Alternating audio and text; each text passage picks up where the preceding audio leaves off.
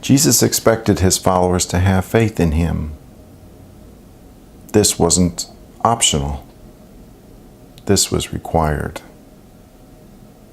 To Jesus, faith formed the bond of a connection between him and his followers. It was crucial to understanding his mission and his purpose in the world. Faith is required in our connection with God. Without faith, there can be no prayer, no understanding of God, and no relationship with God. Faith is crucial to all of life. Jesus was disappointed when his disciples didn't have faith. On one occasion, Jesus asked Peter to come to him, walking on the water. Peter began doing it, but then doubted. He lost his faith that Jesus could be strong enough to carry him, to help him to stand on the water. And Jesus' response to Peter? "O ye of little faith, why did you doubt?" Faith here is the opposite of doubt. You choose to believe and have faith, or you choose to falter and doubt. Doubting disciple Thomas resisted believing in Jesus' resurrection, but saw his mistake when Jesus appeared to him. Jesus' response to Thomas? Stop doubting and believe. Did you hear that? Stop doubting. This is a command of Jesus and of God. Hebrews 11 is the faith chapter of the Bible. It contains not only a definition of faith, but various accounts from throughout the Bible of those who through faith overcame obstacles in life to become shining examples to all who believe. Just before Hebrews 11 begins, chapter 10 of the book of Hebrews mentions that righteous people will live by faith. It doesn't say here that some righteous people have faith, but that a requirement to be righteous before God is to have faith. Faith is absolutely not optional for the righteous person. Hebrews 11:1 then defines faith. Faith is being sure of what we hope for and certain of what we do not see. If you look closely at this verse, it is saying that we have faith when things are not seen, but we are sure that they are there. The more sure we are that something unseen is true, the more faith you can have in it. The requirement of faith is thus to have this belief in something that is unseen. You can't have faith without something being unseen. And you can't have faith unless you are sure something unseen exists. It is sad that there are those who see faith as stupid or ignorant. It is the view of some that those who have faith are unintelligent or don't know science. This is complete crap. You can't live, you can't breathe, you can't think without having faith in something.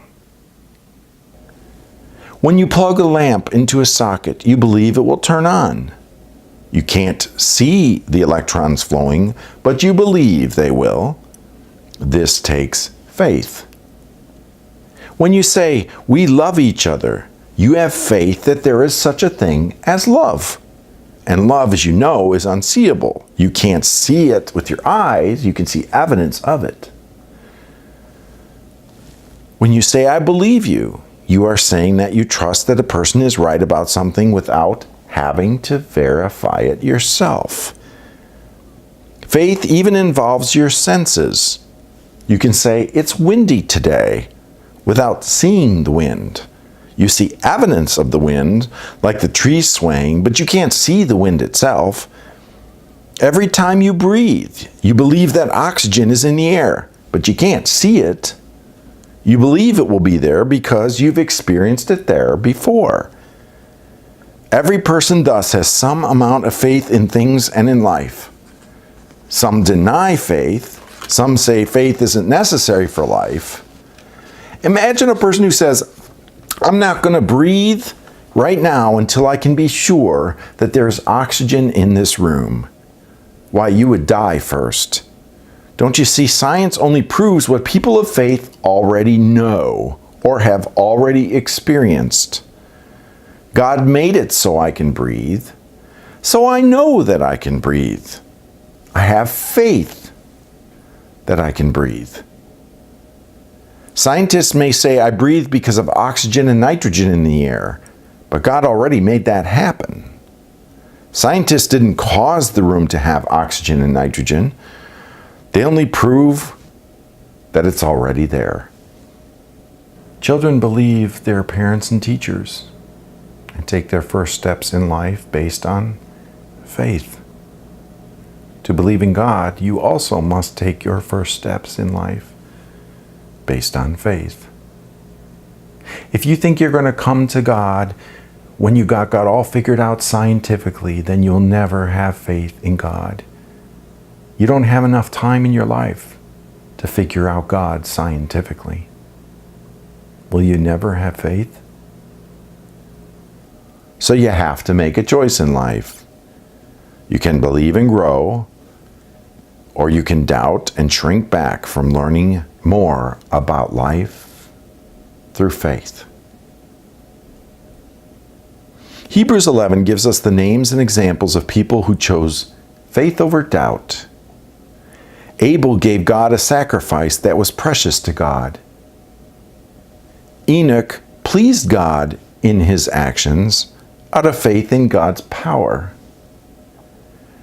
Noah built an ark not because he wanted a boat, but because he trusted when God said a flood was coming. That takes faith. A scientist of Noah's era would have drowned while Noah was saved on the ark. Faith has its rewards. Abraham and Sarah had faith and were rewarded with children. Children who changed the world. Even Jesus was a descendant of Abraham. Moses didn't fear Pharaoh, who he could see, as much as he trusted God, who he could not see. Thus he had faith.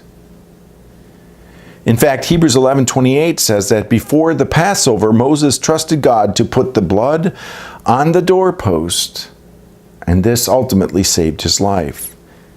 If a scientist would have had to figure out why to put blood on the doorpost before doing it, even though God told him to do it, the scientist would be dead while Moses is still alive in that day. Scientists can't do what people of faith do. They just prove why people of faith can do it. Over and over in Hebrews 11, there is mentioned individuals and groups, and even the whole nation of Israel, as succeeding in life due to faith. That's why it's called the faith chapter of the Bible. To finish this study on faith as found in Hebrews 11, I want to close with the words in Hebrews 11:6. Without faith, it is impossible to please God. You must believe. It also tells us that God rewards those who believe. I find that people of faith are more happy and do feel the rewards of believing in God. I find that people who reject or doubt God or have to prove God have less rewards in life. Oh, they may have more money, but much less in the array of rewards. For example, suppose you had to prove love exists scientifically before you married someone. chances are you would never be able to prove it 100%, and thus would fail to choose marriage.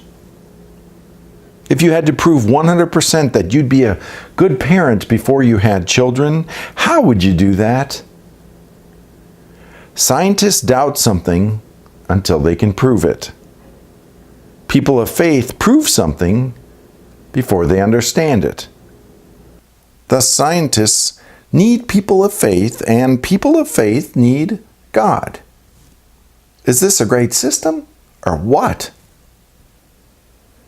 Personally, I love and believe in God and science, but God always comes first. I've experimented in my own life and found that faith in God works. And science has, for me, proven some of how God works. Sadly, in our day and age, people think that they have to believe in one or the other, but it's not that way. To reap the most rewards in life, you have to believe in God first, then use science to prove what God already knows. Scientists may call me ignorant or naive. That's okay. I think scientists who won't believe in God will never measure up to their full potential.